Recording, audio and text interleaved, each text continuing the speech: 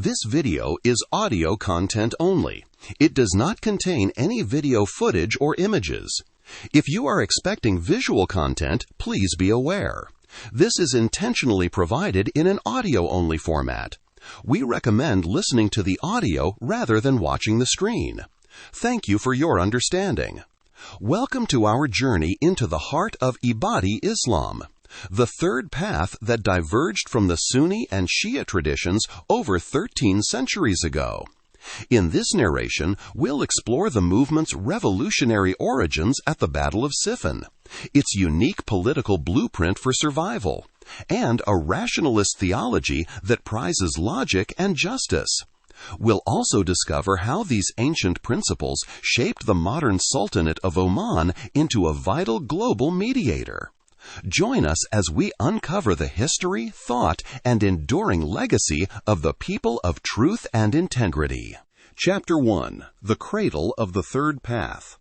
The history of Islam is often told as a binary story of Sunnis and Shias, a narrative of two great branches diverging over the question of who should lead the faithful after the death of the Prophet Muhammad. But tucked away in the mountains of Oman and the desert oases of North Africa is a third path, one that is often called the forgotten or unforgotten sect. These are the Ibadis. Their journey is best captured by a famous proverb within their own tradition. Ibadism laid its eggs in Medina, hatched them in Basra, and flew to Oman. To understand the birth of this movement, we must travel back to the year 657 A.D., to a dusty battlefield called Siffin on the banks of the Euphrates River. This was the first fitna, the first great civil war of Islam, pitting the fourth caliph, Ali, against the governor of Syria, Muawiyah.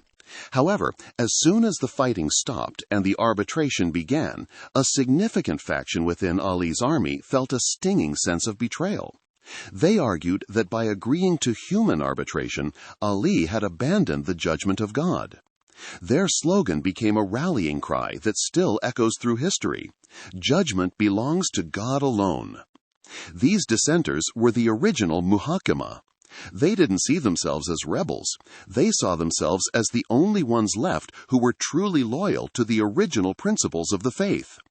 They withdrew from Ali's camp and set up their own community at a place called Harura, becoming known as the Harurites. They championed a meritocratic leadership where any pious Muslim could be elected, rejecting the necessity of Quraysh lineage.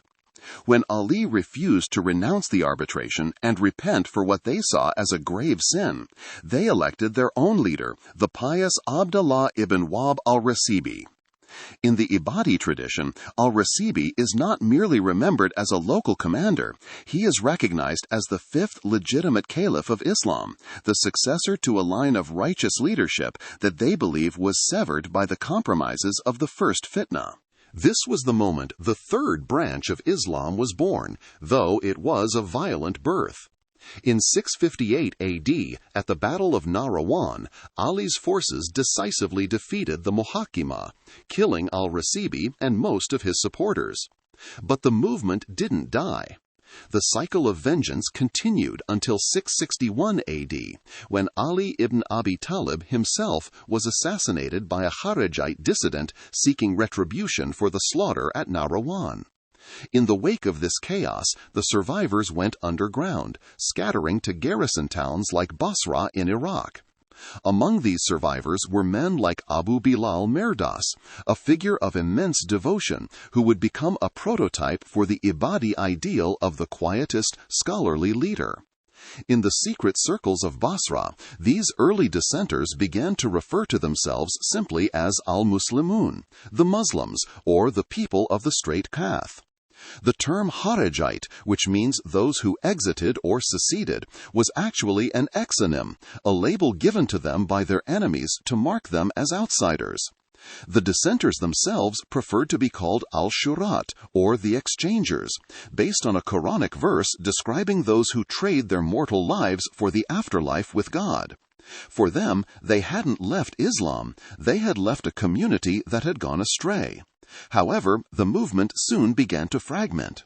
By the 680s AD, during the Second Fitna, the Kharijite movement split into several factions with vastly different temperaments. On one end of the spectrum were the Azarika, led by Nafi ibn al-Azraq. They were the extremists of their day, famous for their ruthlessness.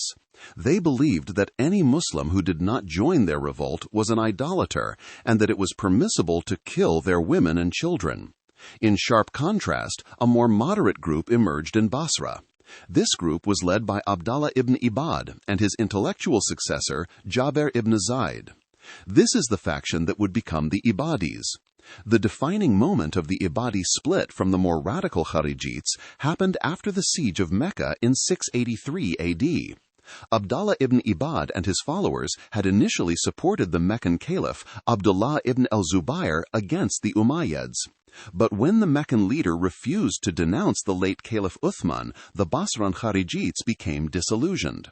While the radicals under Nafi ibn al-Azraq fled to the mountains to wage total war against everyone who disagreed with them, Abdallah ibn Ibad stayed behind in Basra.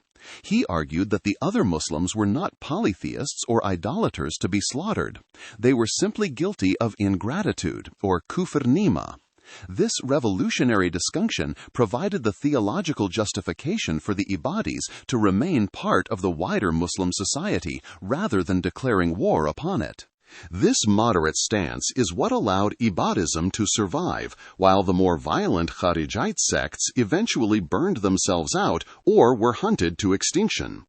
One of the earliest surviving Ibadi texts, the Sirah of Salim bin Dakwan, explicitly argues against the extremism of the Azarika, laying the groundwork for a community that valued intellectual preservation over mindless militancy.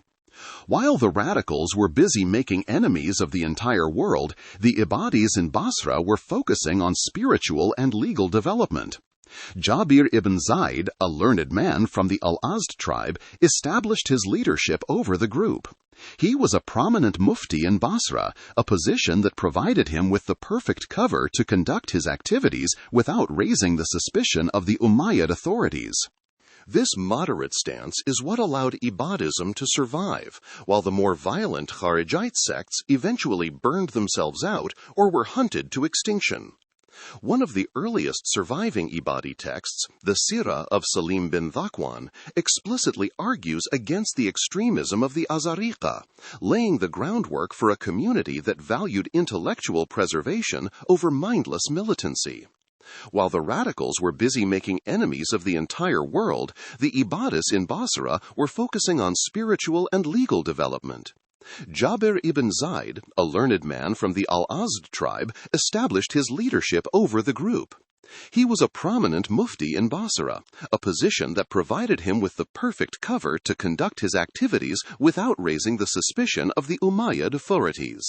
Oman, with its rugged mountains and relative isolation, became a sanctuary where the Ibadi faith could take root and flourish far from the reach of the caliphs in Damascus or Baghdad. If you ask an Ibadi today, they will likely tell you they are not Kharijites. In their eyes, the Kharijites were the extremists who committed massacres and were eventually eliminated. The Ibadis, however, see themselves as the true heirs to the original uncorrupted community of the Prophet's time. They call themselves Ahl al-Haq wa al-Istiqama, the people of truth and integrity. For them, Ibadism isn't just a sect. It is a school of thought that seeks to find a middle ground between authoritarian rule and violent rebellion. This blueprint for survival was organized around a unique concept of leadership that would define their political life for the next millennium. Chapter 2: The Four States of the Religion. To understand the Ibadi community is to understand a people who have spent over 1,000 years mastering the art of political survival. While other early Islamic movements were often defined by their immediate success or their total destruction, the Ibadis developed a sophisticated, flexible framework for how a righteous community should exist under any circumstances. They called this framework the Masalik ad-Din, or the states of the religion. It is essentially a political and spiritual blueprint that dictates how the community should be led depending on its level of power and the level of persecution it faces. This isn't just a set of abstract theories, it is a lived reality that has guided Ibadi history from the secret study circles of 7th century Basra to the manifest imamates of the Omani interior. At the heart of this blueprint are 4 distinct states: Kitman, or secrecy; Shari, the state of exchange or struggle; Zuhur, the state of glory or manifestation; and Difa, the state of defense. Each state has its own specific type of leader and its own set of rules for engagement with the outside world. This cyclical view of history allowed the Ibadis to remain ideologically consistent even when they were stripped of all political power. It provided them with a way to view their setbacks not as failures, but as a specific phase of a divine plan that required a specific mode of behavior. The first of these states, and perhaps the one the Ibadis have spent the most time in, is Kitman. This is the state of secrecy, or political quietism. Ibadis explicitly link the state of Kitman to the life of the Prophet Muhammad in Mecca before the Hijrah. During those years, the Prophet lived within a society he did not control, among people who did not share his faith, and without an independent community to enforce divine law. For the Ibadis, this period serves as the legal and spiritual precedent for how to live as a minority under an outside authority, often one they consider unjust or tyrannical. In this state, the leader is known as the Imam al-Kitman, the Imam of secrecy. This person is not a military commander or a head of state, but a learned scholar who provides spiritual and legal guidance in the shadows. He practices precautionary concealment to protect the community from being wiped out. Because the community lacks sovereign power during Kitman, the legal framework becomes intentionally flexible. Friday congregational prayers are suspended, as the Ibadis believe these can only be led by a legitimate, manifest ruler. Furthermore, most scriptural punishments, or hudud, are put on hold. The community simply does not have the jurisdiction to carry out executions or corporal punishments while living under the rule of others. The only exceptions to this suspension are the most grievous crimes: apostasy, blasphemy, and murder, which the community must still address internally to maintain its moral core. The state of Kitman was the primary mode of existence for the early Ibadis in Basra after the Umayyads reasserted control. They realized that open rebellion against a massive empire was a recipe for extinction, so they turned inward. They focused on education, the preservation of hadith, and the quiet missionary work of the knowledge carriers. In some cases, a community might be in Kitman even without a formal imam. In those times, the ulama, the community of religious scholars, acted as surrogate rulers. They managed the community's affairs, settled disputes, and ensured that Ibadi law was followed in private life. For the North African Ibadis, this system of scholarly surrogate rule, known as the Azaba, became the norm for nearly 1,000 years following the fall of the Rustamid dynasty in 909 AD. This dynasty, which had ruled from its capital at Tahart in modern-day Algeria, was eventually overthrown by the rising Fatimid Caliphate, forcing the community to once again retreat into the protective shell of Kitman. It is a testament to the resilience of this blueprint that the Ibadi identity survived so long without a formal state to protect it. When the burden of living under a tyrant becomes unbearable and the community finds enough brave souls willing to risk everything, they move into the second state, Shadi, the state of exchange. This is the most dramatic and heroic phase of the Ibadi political cycle. The term comes from the idea of exchanging one's life in this world for a guaranteed place in the hereafter. The leader of this movement is the Imam al-Shari, the Imam of exchange. This is a revolutionary figure who leads an armed struggle to overthrow a sinful authority and establish a righteous state. The prototype for this type of leader was Abu Bilal Mirdas. While he began his career as a quietist scholar in Basra, his transition to a revolutionary leader defines the shift from Kitman to Shari. Driven by the brutality of the Umayyad governor, he eventually led a small band of 40 followers out of the city to protest the regime.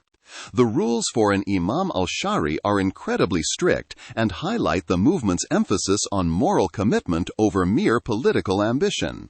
A would-be imam cannot even begin military action until he has found at least 40 followers who are willing to die for the cause.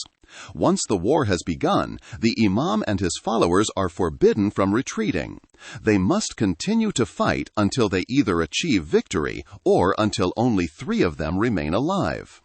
This state requires a specific kind of rhetoric and a deeply ascetic lifestyle. Abu Bilal Mirdas famously addressed his followers by telling them they were going out to fight for God's pleasure alone, wanting nothing from the goods of the present world. He told them to pay their debts, purchase themselves from the world, and say goodbye to their families as if they were already dead.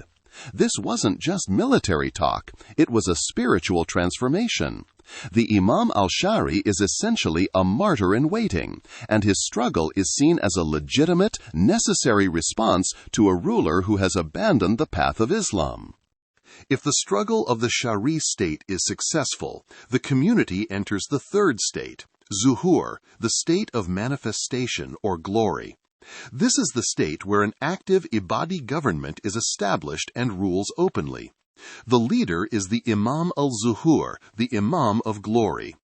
In the Ibadi view, the first 2 caliphs of Islam, Abu Bakr and Umar, were the perfect models of this type of ruler. They were manifest leaders who ruled with justice, consulted the community, and remained personally humble. The political theory of the Zuhur state is where Ibadism most sharply diverges from other traditions. Because they reject the necessity of specific tribal or family lineages, they uphold a radically meritocratic elective process. The election of the Imam al-Zuhur is rooted in the principle of shura, or consultation. The imam is chosen by the elders and the scholars of the community based solely on his character and his mastery of the law. This is the context in which the classical texts famously argue that even an Ethiopian slave could be the leader of the faithful if he were the most worthy in knowledge and piety. In the Zuhur state, the imam is not a king, he is a servant of the law. His authority is conditional upon his adherence to the Quran and the Sunnah. If a manifest imam sins or becomes unjust, the community has a religious obligation to remove him from power.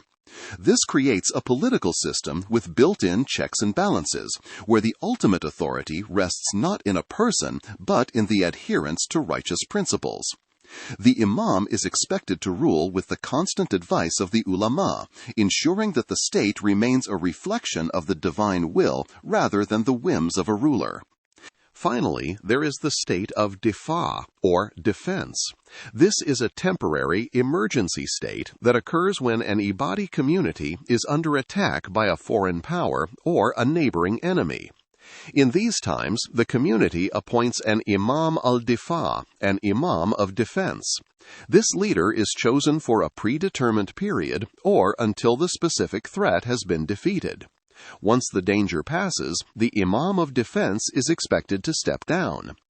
This state highlights the pragmatic side of Ibadi political theory. It recognizes that military skill is sometimes more important than deep scholarship in a moment of crisis. In the Omani tradition, this led to a further distinction between strong and weak imams. A strong or Qawi imam was one who possessed both the military skill to defend the land and the scholarly depth to interpret the law. A weak or Da'if imam was a leader appointed primarily for his military prowess during a time of dire necessity.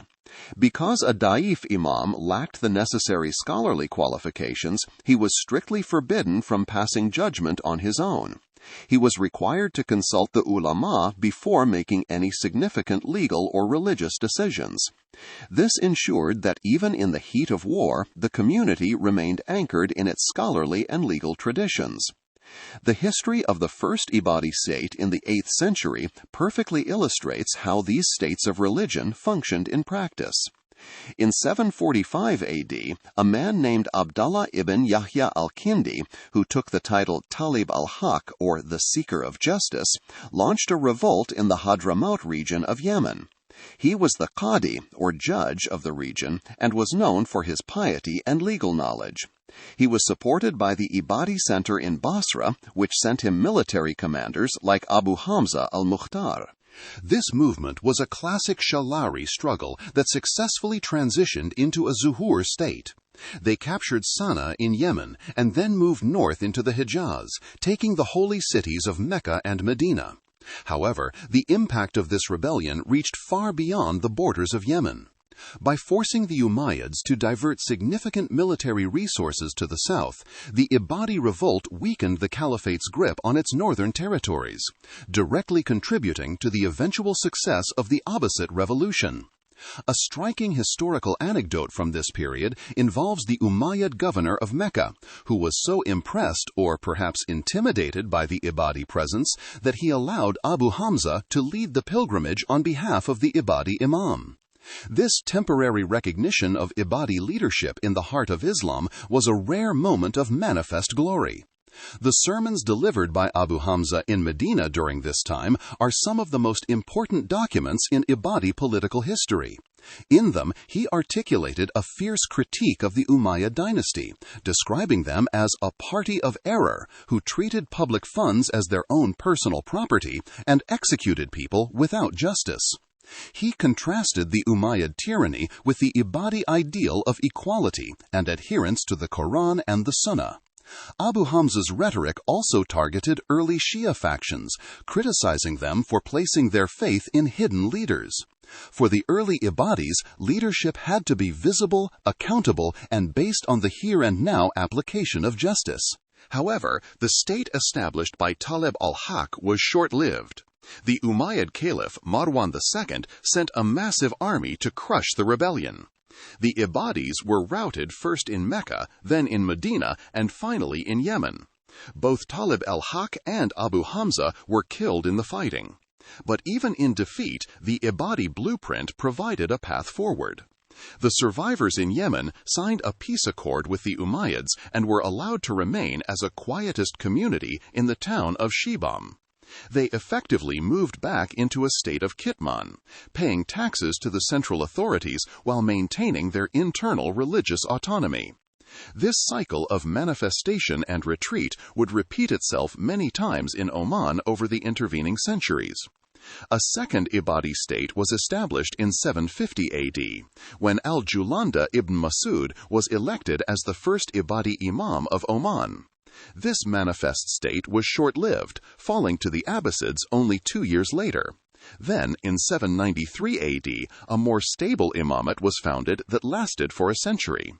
During this time, the Omani interior became a bastion of Ibadi law and culture, with the city of Nizwa serving as the traditional seat of the imamate. Even when the Abbasids eventually recaptured the coastal areas like Muscat in 893 AD, their influence in the rugged interior remained nominal. The Ibadi imams continued to wield power in the mountains, leading a life that was often isolated but deeply self-governing. The Omani imamate system was a unique political entity in the Arab world. It was a state where the leader was elected by a council of tribal chiefs and religious scholars, a system that favored stability and consensus over the whims of a single family. This created a strong sense of national identity in the interior of Oman, one that was distinct from the more cosmopolitan and trade-oriented coastal regions. For centuries, the history of Oman was defined by the tension and the occasional cooperation between the Ibadi Imam in the interior and the Sultan on the coast. This cyclical nature of the states of religion continued until the mid-20th century, when the last manifest imamate in Oman was overthrown in 1959, marking the end of the Zuhur state and the beginning of a new modern political era. The Masalik ad-Din explains why the al-Haq wal-Istiqama are often so reluctant to engage in sectarian debates with other Muslims. In their view, the focus should be on the internal rectitude of the community and the practical application of justice, rather than on winning arguments about the past. This political blueprint is a reminder that in the early centuries of Islam, there was a robust, competing vision for how a Muslim society should be organized. It was a vision that challenged the idea of hereditary rule and insisted that power must be earned through piety and knowledge. It was a vision that provided a way to survive the most brutal persecutions and to rebuild after the most devastating defeats.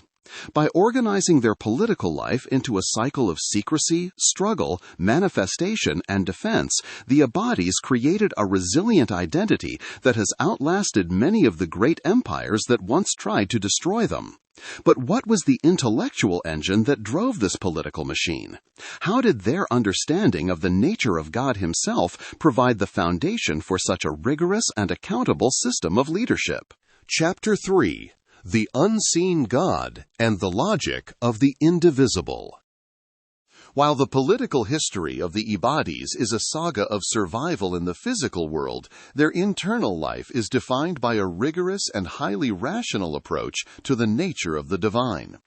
To step into an Ibadi theological discussion is to enter a world where human reason is not seen as an enemy of faith, but as its primary tool.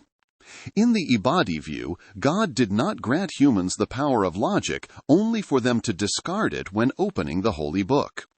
This intellectual stance has led them to theological positions that often put them at odds with the Sunni majority, particularly regarding how they visualize God, how they understand the Quran, and how they perceive the mechanics of the universe itself.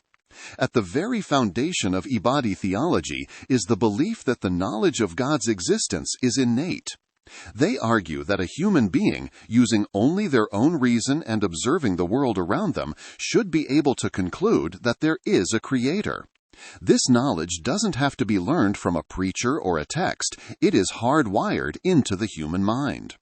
Because of this high regard for logic, the Ibadis uphold a crucial rule for interpreting Scripture. If a verse in the Quran appears to contradict human reason, that verse must be metaphorically reinterpreted. It cannot be taken as a literal physical fact, if doing so would result in an absurdity. This rejection of blind following, or taqlid, is central to their identity. They believe it is actually forbidden to decide matters of religious belief simply by deferring to a clerical authority. Every believer has a responsibility to understand the why behind the what. This commitment to reason is most visible in how Ibadis describe God. In many mainstream traditions, there is a tendency to speak of God having attributes like mercy, power, and wisdom as if these are distinct qualities that God possesses, almost like tools in a kit. The Ibadis find this idea problematic because it suggests a plurality within the divine. For them, God is a single, unitary essence. Mercy is not something God has, mercy is what God is. Power and wisdom are not separate attributes, they are merely different ways for the limited human mind to describe the one indivisible essence of the Creator. To suggest that these attributes are distinct from God's essence would be, in their eyes, to compromise the absolute oneness of God, a concept known as Tawhid. This leads to a firm rejection of anthropomorphism, the tendency to attribute human physical characteristics to the divine. The Quran contains many verses that mention the hand of God, the face of God, or God sitting upon a throne. While some traditionalists in other branches might argue for a literal or bila kaifa without asking how, the Ibadis are uncompromising. They believe that because God is not a physical being and cannot be perceived by the human senses, these references must be understood symbolically. The face of God means God's very self. The hand of God refers to His power, His rule, or the sustenance He provides to creation. The idea of God sitting on a throne is interpreted as His sovereignty over the universe, not a physical act of sitting on a piece of celestial furniture. For an Ibadi, to imagine God with a physical shape or location is to limit the absolute, which is a theological impossibility. This refusal to limit God extends into the afterlife, leading to one of the most significant doctrinal splits between Ibadis and Sunnis. Most Sunni Muslims believe that the ultimate reward for the faithful in paradise will be the beatific vision, the ability to actually see God with their eyes on the day of resurrection. The Ibadis, sharing a view held by Shias and the early Mu'tazila, flatly deny this possibility. They base their stance on the Quranic account of Moses, who asked to see God and was told, "You shall not see me." They argue that if God could be seen, he would have to be in a specific direction, have a specific size, and be made of some kind of substance that reflects light. All of these are physical limitations. Since God is beyond time, space, and matter, he is eternally invisible to the human eye, whether in this world or the next.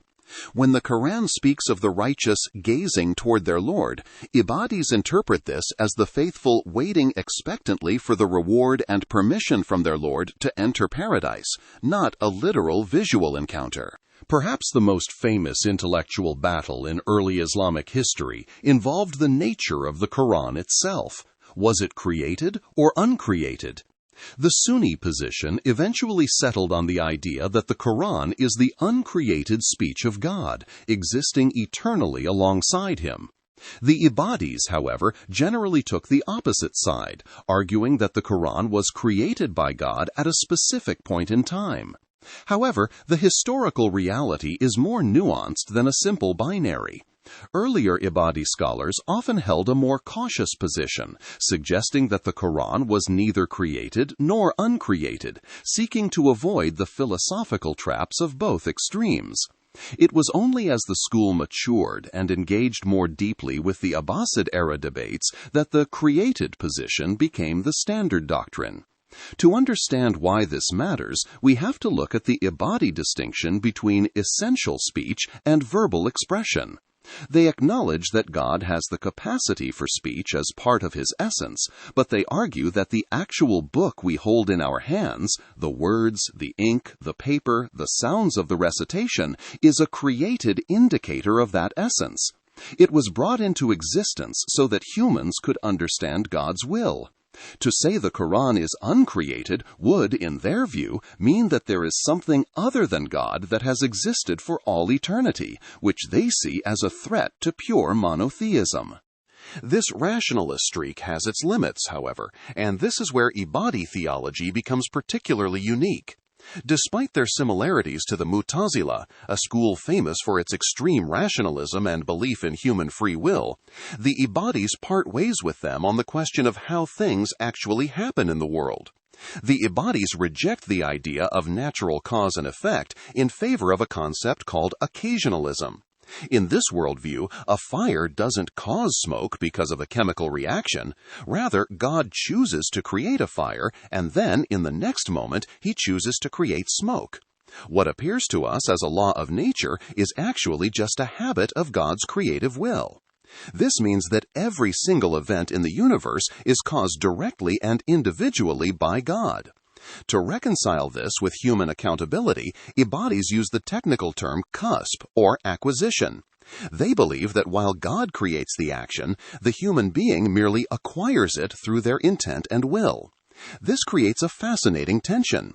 They use rigorous logic to define God's nature, yet they believe the physical world is entirely dependent on the moment-to-moment whims of divine power. One Ibadi scholar even remarked that this single difference, the rejection of human-driven causation, makes the Mu'tazila more misguided than the Sunnis. This symbolic and rationalist approach also shapes how Ibadis view the mechanics of the Day of Judgment. While many Muslims take the imagery of the mizan, the scale, and the sirat, the bridge over hell, as literal objects, Ibadis treat them as metaphors. They argue that deeds are not physical objects that have weight, so they cannot be placed on a sensory scale. The scale is therefore a symbol for the absolute justice of God, and the bridge is an allegorical representation of the path of righteousness that one must walk in this life to reach the next. This intellectual framework is supported by a distinct approach to religious law and the sources of knowledge. Like all Muslims, Ibadis look first to the Quran. But when it comes to the Sunnah, the traditions and sayings of the Prophet, they have their own unique canon. Their primary collection is the Tartib al-Musnad, which Ibadis claim is the oldest and most authentic collection of hadith. What makes this collection special is its short chain of transmission, which Ibadis view with immense pride as a direct line to the Prophet.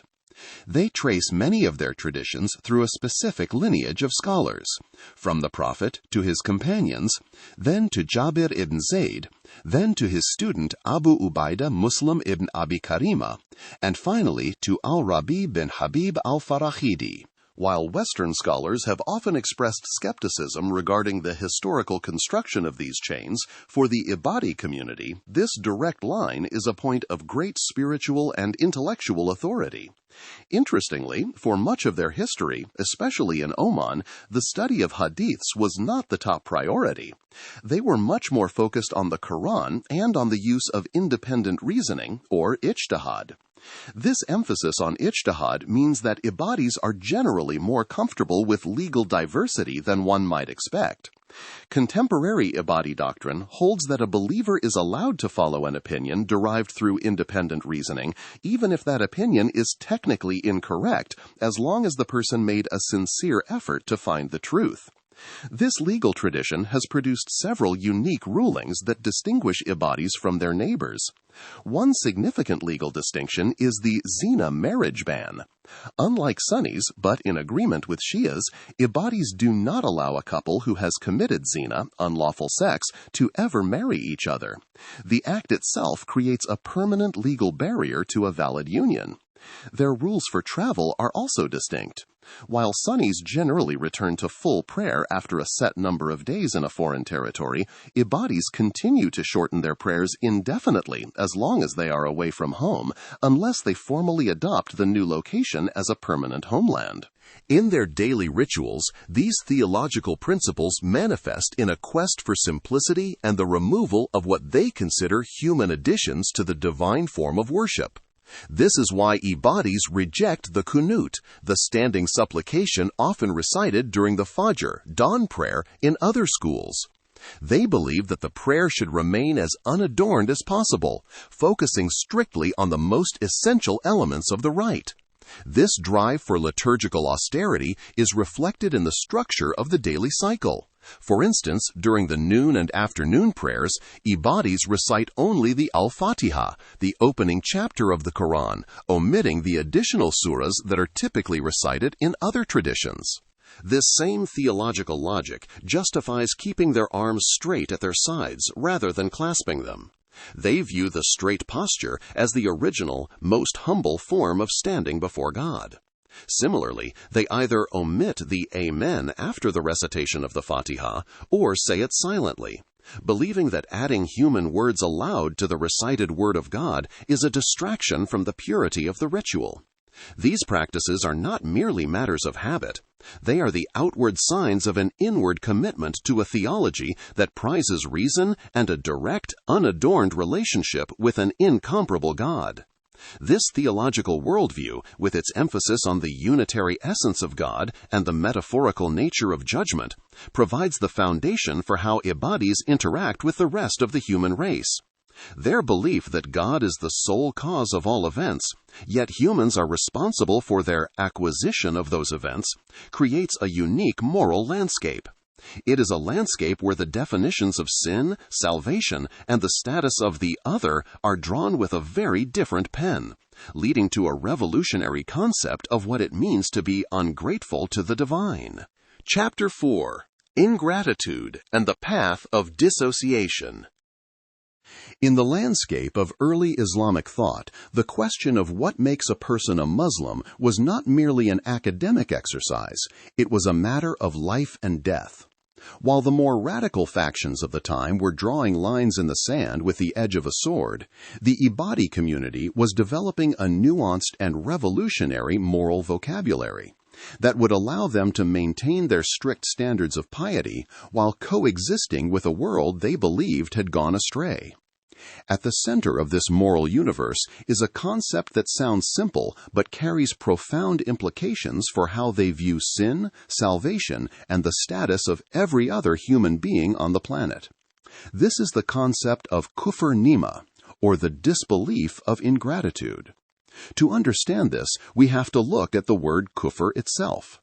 In most of the modern world, it is translated simply as unbelief or infidelity.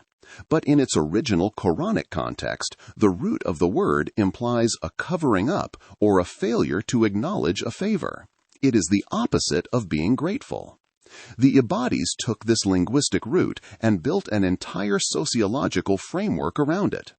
They argued that there are actually two very different types of disbelief. The first is kufr shirk, which is the outright rejection of God or the worship of idols. This is the kind of unbelief that places a person outside the circle of monotheism entirely. But the second type, kufr nima, is far more subtle and, in their view, far more common. It describes someone who proclaims that there is only one God and that Muhammad is his messenger, yet whose actions are inconsistent with that claim. For an Ibadi, if a person identifies as a Muslim but commits a grave sin, such as lying, stealing, or failing to perform their prayers, and does not sincerely repent before they die, they are guilty of being ungrateful for the blessings and guidance God has bestowed upon them. They are not called idolaters or polytheists, but they are also not considered true believers in the full spiritual sense of the word. They occupy a unique category, the ungrateful monotheist. This distinction was the key that allowed the Ibadi community to survive. While the extremist Kharijites labeled any sinning Muslim an apostate who deserved death, the Ibadis argued that these people were still members of the broader Islamic community, the Ummah. They were Ahlul Qibla, people who faced the same direction in prayer, and as such, their lives and property were to be respected. They could be married, they could be inherited from, and they could be lived with in peace. This theology created a three-tiered view of humanity that dictates every social interaction in a traditional Ibadi community. At the top are the mu'mineen, the sincere believers who are true to their faith in both word and deed. These are the people the Ibadis call Ahl al-Istiqama, the people of uprightness. At the opposite end are the mushrikun, those whose idolatry or rejection of God is clear and obvious. But in the middle is that vast, complex category of people who proclaim the oneness of God but do not live up to the requirements of the faith. This group includes both sinning Ibadis and all non-Ibadi Muslims, whom they refer to as Ahl al-Khilaf, the people of opposition. Because of this middle category, the Ibadis developed a set of religious obligations known as walaya, bara'a, and wuquf. These are not just abstract doctrines. They are the spiritual gears that grind behind every Ibadi's relationship with their neighbor. Walaya, or affiliation, is the duty to show love, loyalty, and solidarity toward those who are righteous and truly committed to the faith. It is an internal bond of friendship that unites the people of uprightness. On the flip side is bara'a, or dissociation. This is the obligation to spiritually and internally distance oneself from those who have turned away from God's path, whether they are idolaters or ungrateful monotheists. The concept of bara is often misunderstood by outsiders as a call for hostility or social ostracism, but the Ibadi tradition is very careful to define its limits. One of their great 19th century scholars clarified that while a person might be subject to dissociation because of their sins or their incorrect beliefs, this does not require rudeness or physical avoidance. An Ibadi is permitted and even encouraged to show kindness and courtesy to all people. They can have genuine affection for a non-Ibadi family member or neighbor. The dissociation is an inner awareness of separation, a refusal to grant religious friendship or to validate the spiritual status of someone who is not living uprightly. It is a way of keeping the community's moral boundaries intact while functioning in a diverse world. In practice, this has made Ibadis some of the most tolerant and least fanatic people in the Islamic world. British observers in the 19th century were often struck by how Ibadis in places like Zanzibar and Oman lived in total harmony with Hindus, Christians, and Sunnis, even while maintaining this strict internal code. However, The internal logic of this system is uncompromising when it comes to the final destination of the soul. This is where the Ibadi path becomes most rigorous and, to some, most daunting. In mainstream Sunni thought, there is a belief in the intercession of the Prophet, the idea that even a sinning Muslim might eventually be rescued from hell and brought into paradise after a period of purification. The Ibadis flatly reject this. They believe that God's justice is absolute and that the warnings in the Quran must be taken literally. If a person commits a major sin and does not repent, they will abide in hellfire forever. There is no temporary hell for the ungrateful monotheist. In their view, the idea that one can be a believer while habitually sinning is a dangerous form of hypocrisy. This belief makes the act of repentance, or tawbah, the most important event in an Ibadi's life. They hold that God does not forgive major sins unless the person turns back to the truth before the moment of death. This creates a culture of intense personal accountability. You cannot rely on your tribal lineage, your identity as a Muslim, or the hope of a future intercession. Your salvation depends entirely on your current state of uprightness and the sincerity of your heart. This is why they are often harder on themselves than they are on others. They believe it is their duty to correct those who differ from them, but they also believe that only God can truly judge the hidden state of a person's soul. This brings us to the third obligation, waquf, or the suspension of judgment. When the spiritual status of a person is unclear, perhaps they are a stranger or someone whose inner life is not known, the Ibadi is required to practice a state of reservation.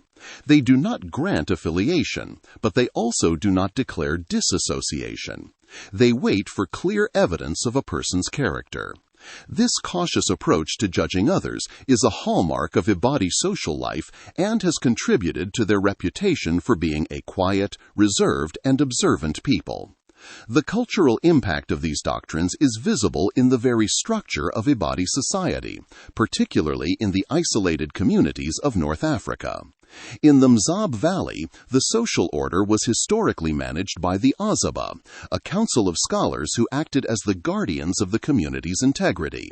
The Azaba were responsible for enforcing the rules of affiliation and dissociation. If a member of the community committed a grave moral error, the council could impose a form of social dissociation, a period of spiritual probation, where the person was excluded from the inner circles of the community until they showed genuine repentance.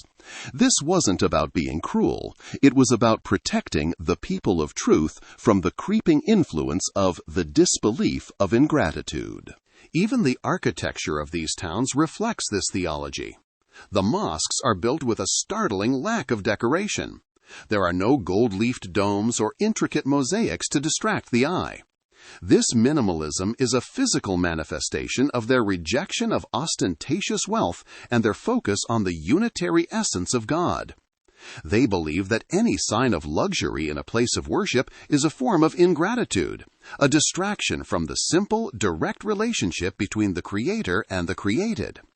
This same spirit extends to their funerals and their tombs, which are notoriously simple and unadorned. For an Ibadi, the equality of all believers before God is a principle that must be maintained even in death. This theological austerity also places the Ibadis in direct opposition to the mystical and devotional traditions found elsewhere in the Islamic world. Specifically, Ibadis reject the practice of Sufism, including the formation of Sufi orders and the veneration of saints. In their view, the focus on spiritual intermediaries or the exaltation of holy men risks compromising the direct accountability of the individual to God. They see the path to salvation not through mystical ecstasy or the intercession of a sheikh, but through the sober, disciplined application of the law and the maintenance of personal integrity. This emphasis on equality and merit over lineage also shaped their view of the wider Muslim world. Because they believe that any pious and learned person can be a leader, they have historically been very critical of the dynastic systems of the Sunnis and the hereditary claims of the Shias.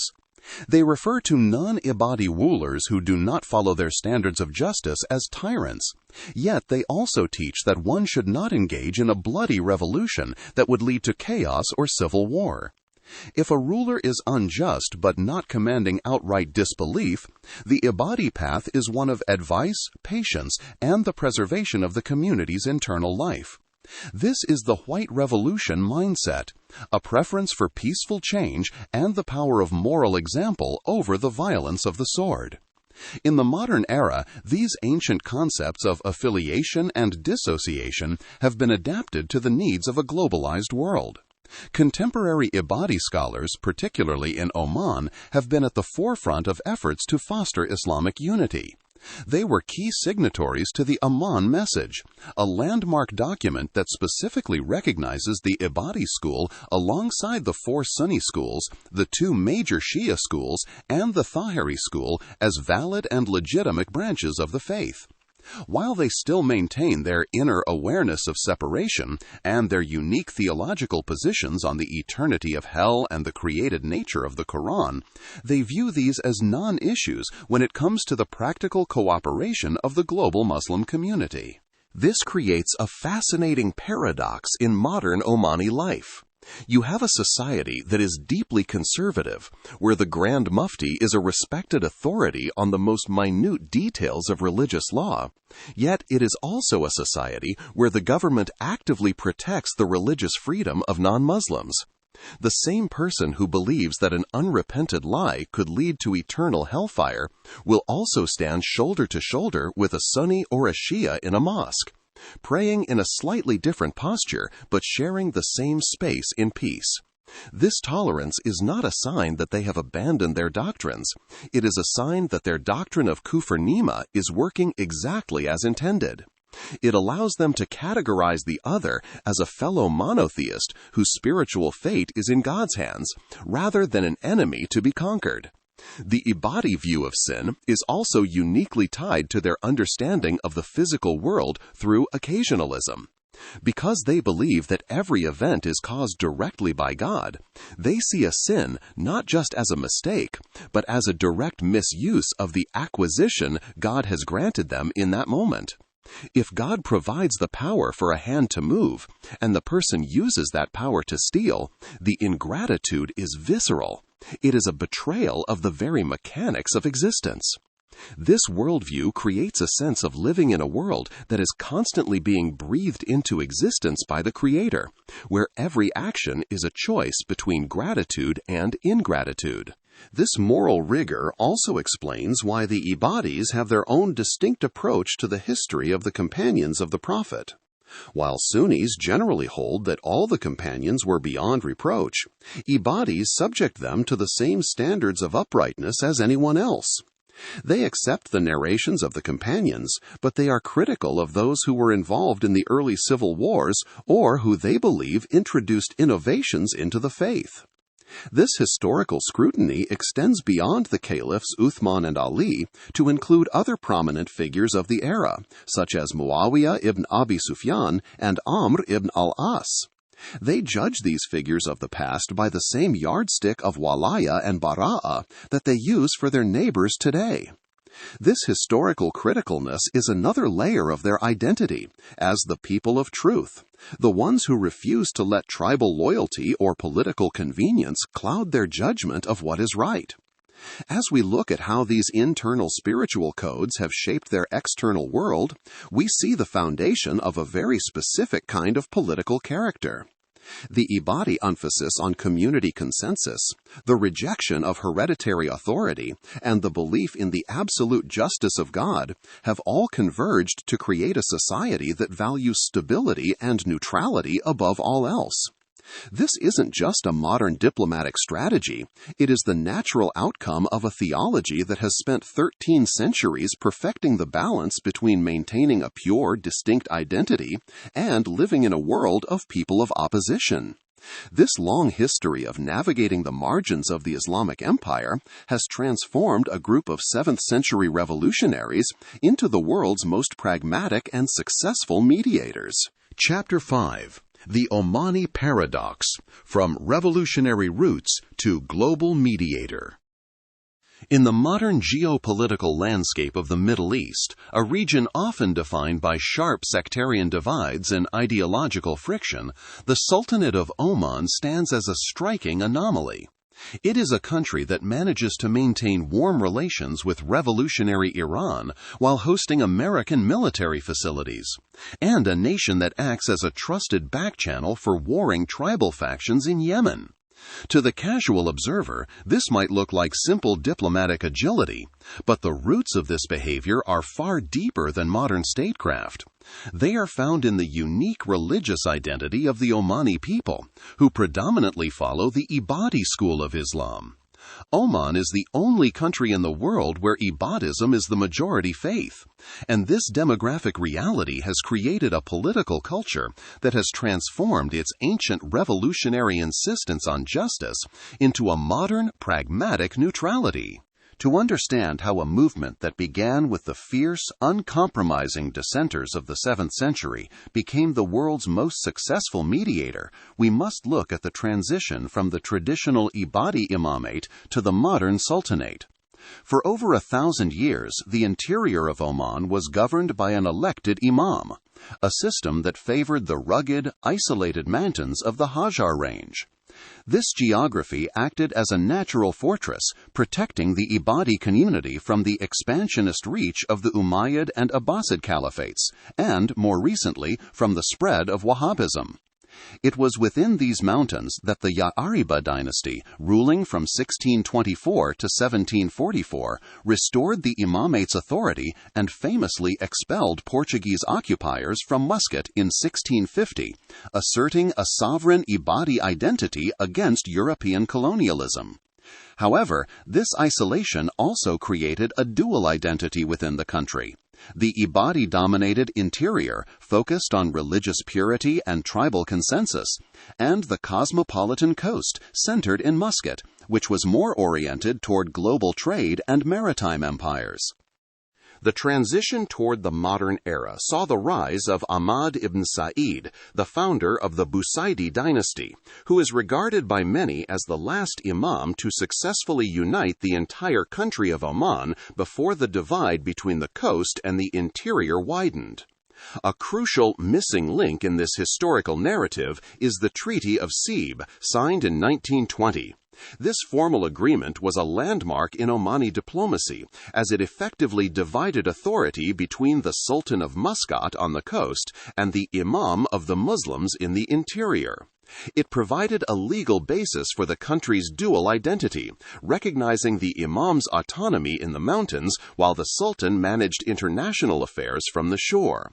This arrangement lasted until the mid-20th century, when the last manifest Ibadi Imam, Ghalib bin Ali al-Hinai, led a final struggle to maintain the independence of the interior against the Sultan, who was increasingly backed by British interests and the promise of oil wealth.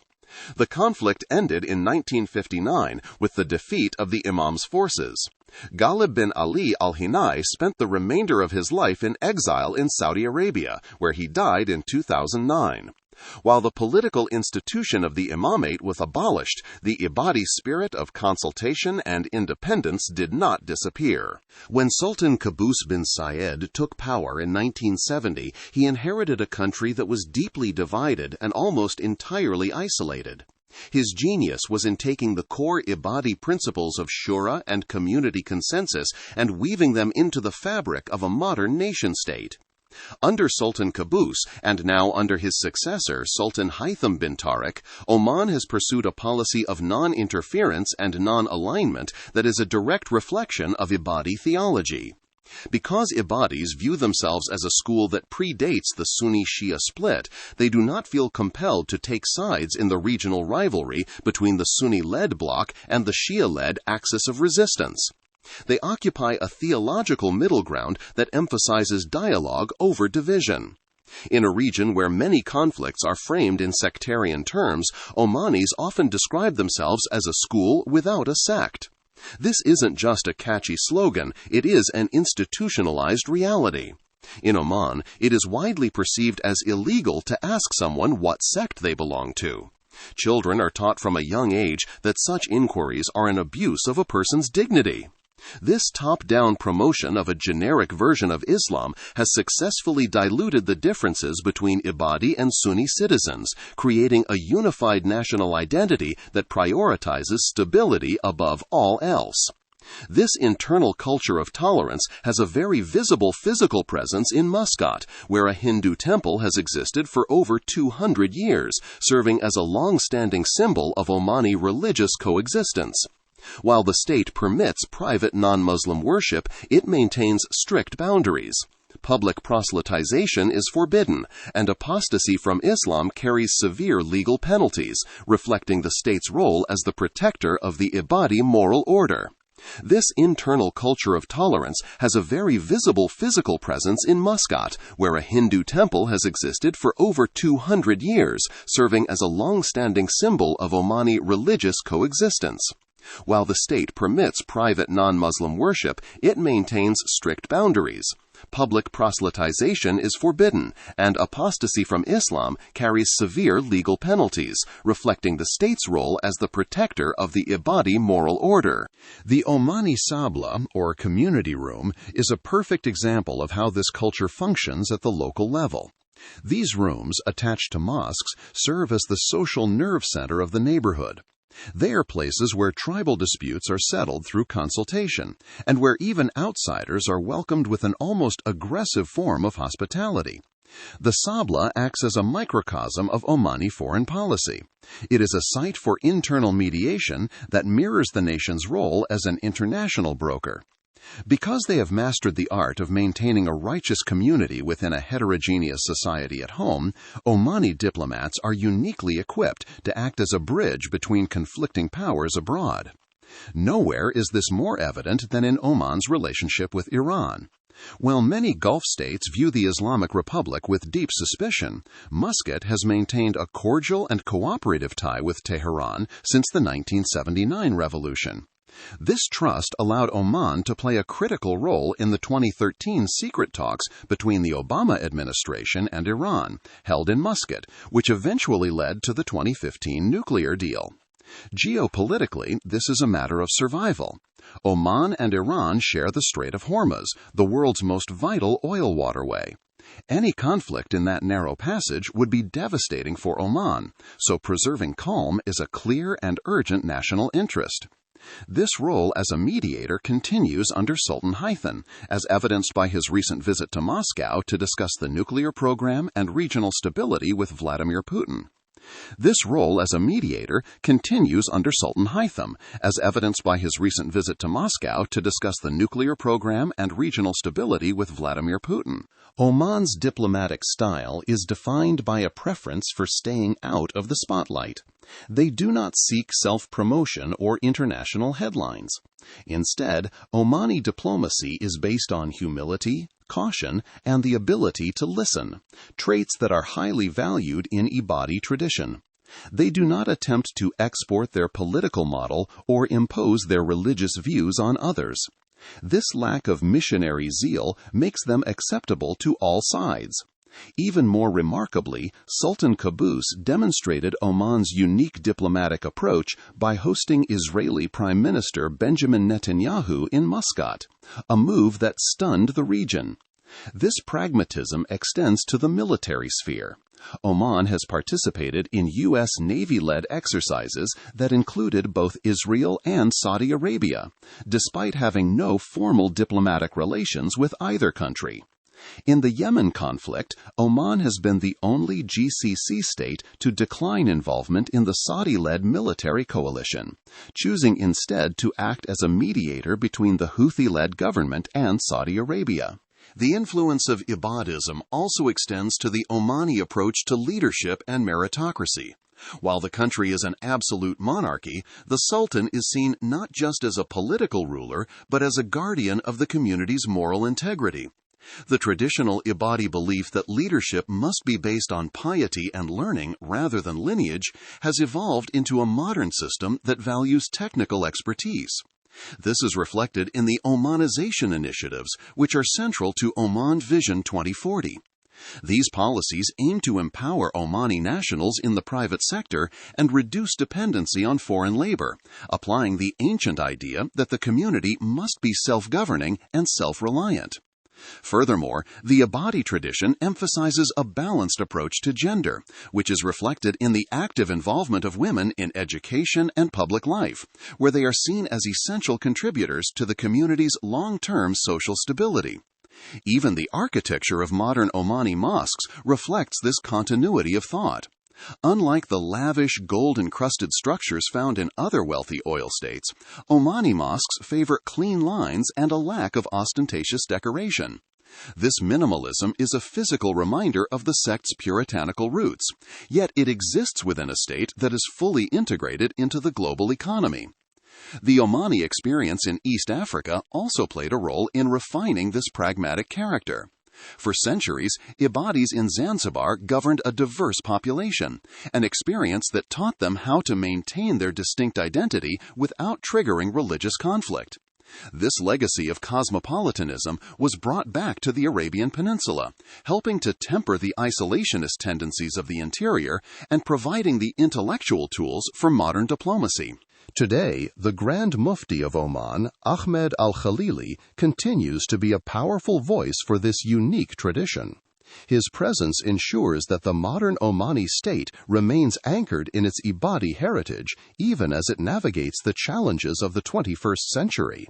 This institutional consistency is what makes Omani foreign policy so durable. It isn't just about the personality of a single leader. It is about a deeply rooted approach to the world that has been perfected over 1,300 years of navigating the margins of history. As Oman looks toward its future through initiatives like Oman Vision 2040, the Ibadi tradition of consultation and justice remains the guiding framework. The country's ability to balance religious conservatism with modern governance has created a model of stability that is rare in the modern world.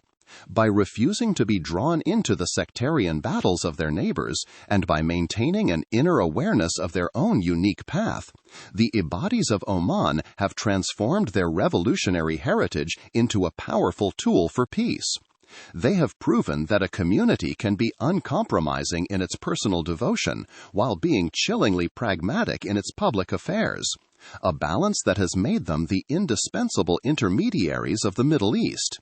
This raises the question of whether such a model, born of a very specific and isolated history, can survive the increasing pressures of a hyper-connected and polarized world. The story of Ibadism is a testament to the power of a third path, a tradition born in the fires of early Islamic civil war that evolved into a sophisticated blueprint for survival and moderation. From the secret circles of Basra to the rugged mountains of Oman, the Ibadis have balanced a rigorous rationalist theology with a flexible political framework. Their unique concept of ingratitude transformed potential sectarian hostility into a system of coexistence, allowing them to become the indispensable mediators of the modern Middle East.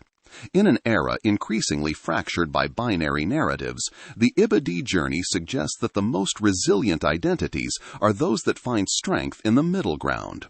Perhaps this forgotten sect holds the very lessons needed for a more peaceful, pluralistic future. Thank you for listening to this exploration of Ibadi Islam and its enduring legacy.